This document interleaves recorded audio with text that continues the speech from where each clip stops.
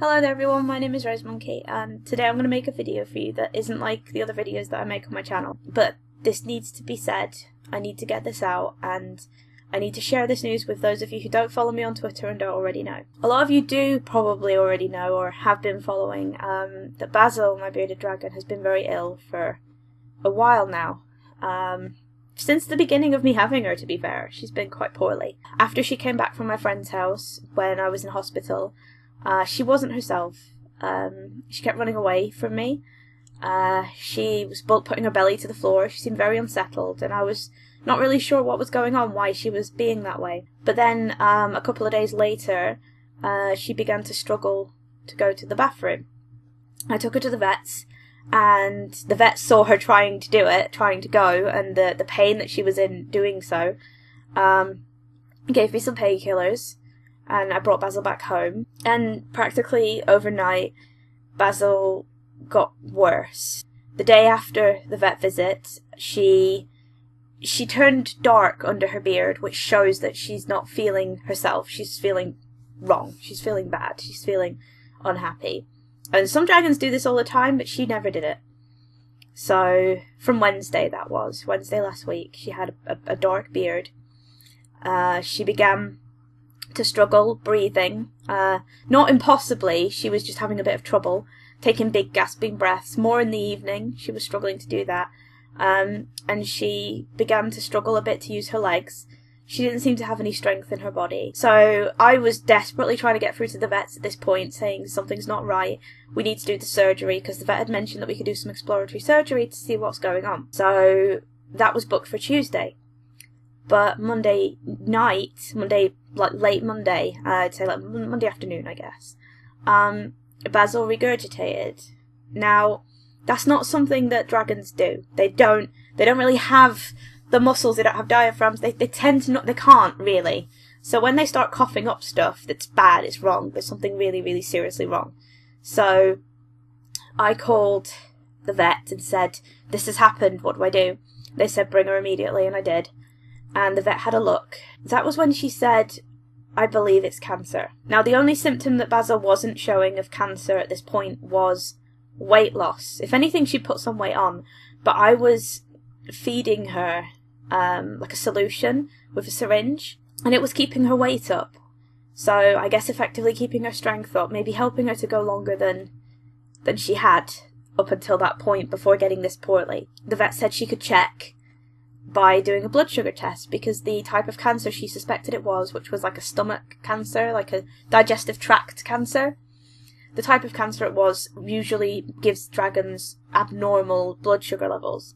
So she took Basil away for a moment, took a blood sample, and when she came back she said, okay, so a normal blood sample should be 8, and Basil's sugar level was 36, which basically confirmed that it was almost definitely cancer of her digestive tract. Now, we had a few options. We could have taken some like steroids to see if that would help, maybe even tried chemotherapy. We could have tried the surgery anyway, saw how far through her system the cancer was, saw if they could remove any, although because of how long she'd been ill, the chances of that were slim. Very slim. They probably would have opened her up, seen that it was right the way through, and it's like, there's no point at this stage. So I took a few minutes, I held her here, and there was no strength to her. She couldn't relax into me like she normally would. And I knew that to bring her home was selfish. It wouldn't have been fair. Basil was an incredibly special, unique, spirited, and strong-willed dragon. She fought ridiculously through everything. When I first got her, she was so small she fit in the palm of my hand, and she had a respiratory infection from her being too young when I bought her. I didn't know. She was so young, and it was too cold in my apartment at night, and she caught a respiratory infection, and she nearly died, but I managed to nurse her around. Then she got a bacterial infection, which I nursed her through. Then she developed eggs. She was about a year old at that point. She developed eggs that she couldn't lay. Non-fertile eggs. They do that like chickens. They just lay eggs. She had an operation, had all of her stuff removed, and I nursed her through that. She got coccidia again, the bacterial infection. I nursed her through that. And then this happened around Christmas. She stopped eating. And if it had been sooner that we'd caught it, if she had been able to poop comfortably, if she'd been able to breathe comfortably, if she wasn't regurgitating and blackbearding all the time, then maybe I would have tried the steroids or opted for the surgery, let them have a look and try and do something. But at this point, it was too much, it was too far, it was too late. I didn't want to continue to the point where she'd given up hope. She was still fighting. You should have seen the state of her in the vet's office. She was not letting that vet get inside her mouth.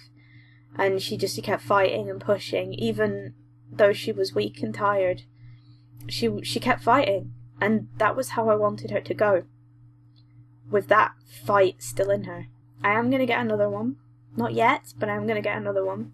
I'm going to share that life, that new edition, on the channel with you guys. You can meet them and see them grow the way that Basil grew.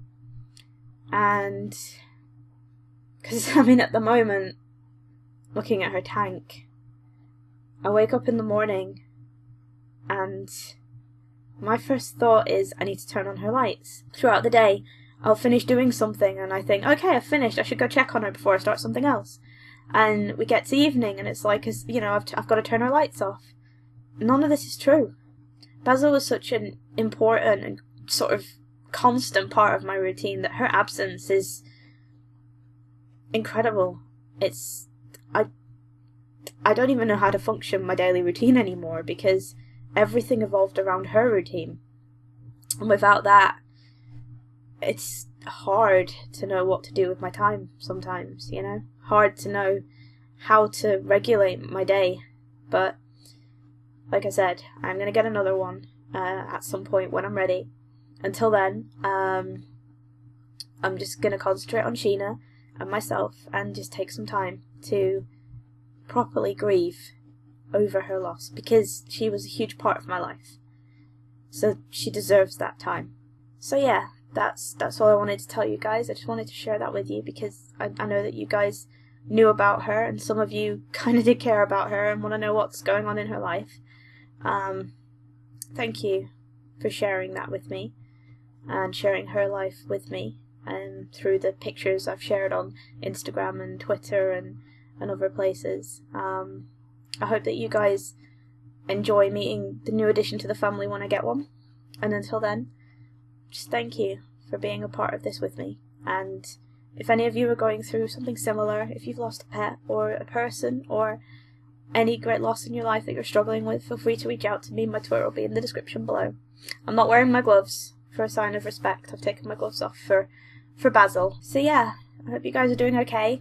Thank you for watching this video. I'm not going to do my normal outro because it's not a normal video. But thank you very much for watching. I hope you guys are doing okay, and I'll be back with more videos. Hopefully not this kind of video, but I'll be back with more videos as soon as I've managed to reach the right point to come back. Thank you guys. See ya.